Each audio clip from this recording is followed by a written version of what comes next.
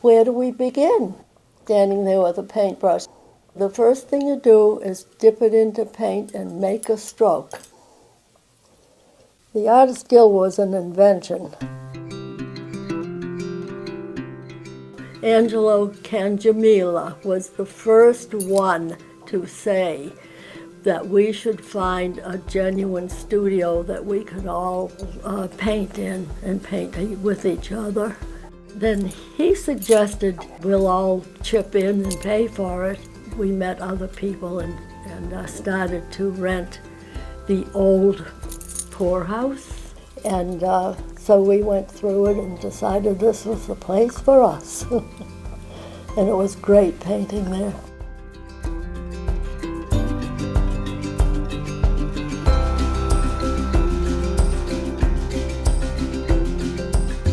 The Falmouth Art Center started as the Falmouth Artists Guild way back in the 1950s. The group of artists began meeting with a creative and talented painter named Angelo Cangiamilla. Artists would meet in the garage of his home in Falmouth Heights to paint and receive critiques and instruction. As the group got bigger, they began to meet in the town's recreation center on East Main Street in Falmouth. Next door to the rec center was a 200-year-old town-owned building called the Poorhouse. The Poorhouse served as the Falmouth Artists Guild home for more than 30 years.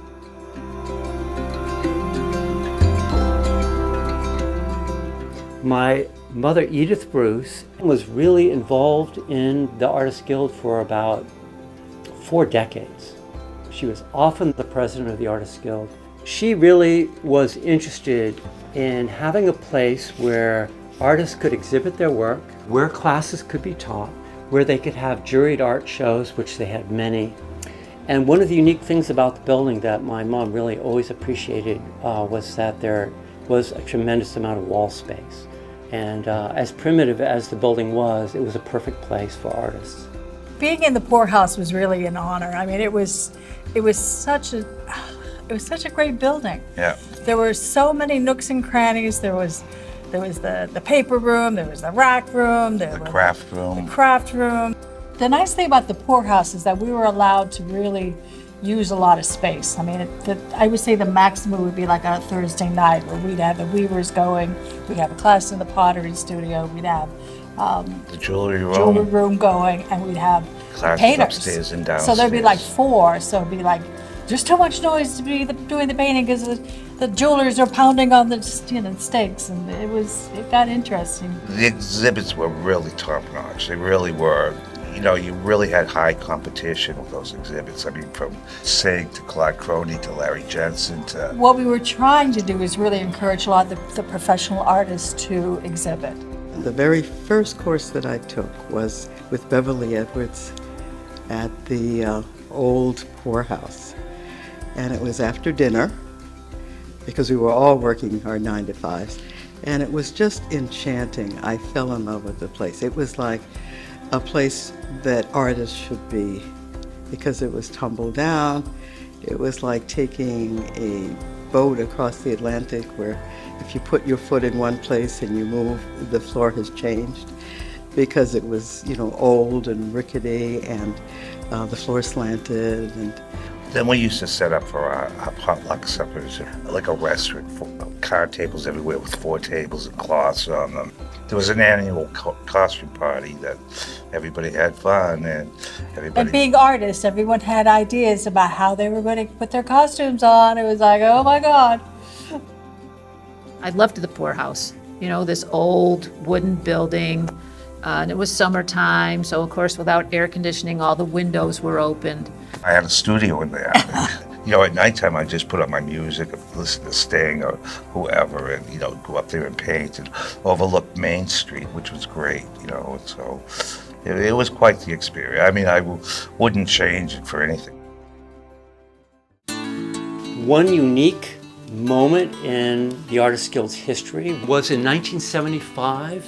This was when the Emperor and Empress of Japan made their only visit to the United States. The Emperor of Japan himself was a very distinguished biologist and wanted to come to Woods Hole and meet with scientists there that he had known and corresponded with. The community had to find a compatible place for the Empress of Japan so she could be entertained, and they chose the Falmouth Art Guild. We all had to really put together something for her that we thought would be entertaining and amusing. My brother, I think he was reading a poem to the Empress of Japan, and it was very nicely choreographed so that she could be there while her husband was here in Woods Hole. The town had told the guild that you have to be out of the poorhouse, but you'll be back in 6 months. It was because the town was afraid that the building was going to fall down. Plan was to fix it up and turn it back to the guild. The 6 months went by, years went by. And then we had to deal with a Flatley company The mall. at the Falmouth Mall. One of the stores had left, and there was this huge open space. So we had most of our classes there because it was monstrous. Basically, the office space was the rec center, and then we had the Falmouth Mall for classes, workshops, and some exhibitions. And then we had FCTV for exhibitions as well as other locations around town. Those were our three. I started getting involved with the auctions after we got out of the poorhouse. The auction would be in the summer. We'd do a lot of advertising. We'd go around and solicit all the businesses on Main Street to support us, which they did. We would request from maybe 50 or 60 people. We'd meet at Peg Noonan Park and had one or two there. Then we started meeting at the Congregational Church for a number of years, and then we met at St. Barnabas Church. We'd get a good auctioneer, and we'd sell those paintings. And at that point, Agatha East she must have been president. She just made an executive decision and said, okay, enough is enough. That's how we ended up in the basement. Then we had our wonderful place on Main Street. I put quotation marks around wonderful because it was in the basement. And every time it rained, we had to run around and get our paintings off the floor because it would literally just pour in. And Danny would run around and get sandbags, would pile those up. And The parking lot was a dirt parking lot.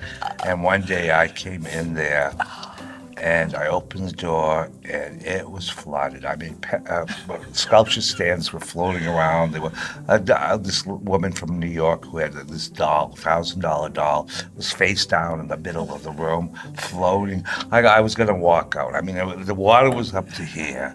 people would just drop in. It reminded me of an old country store in a small town where, people would just come, they'd pull up a chair, Danny would come in and do the crossword puzzles, and people would just sit and chat.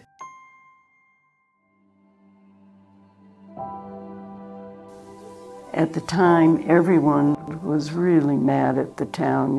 They had been stringing us along for years. It was a gift in disguise.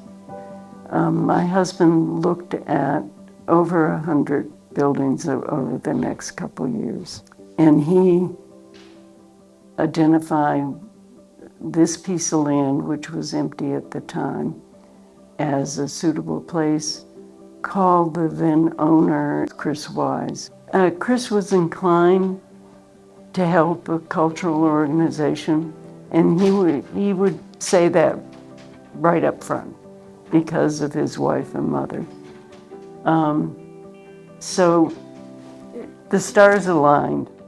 In the meantime, we got two big anonymous gifts. One was $500,000 and the other was $300,000. And so we had some money that we could live on.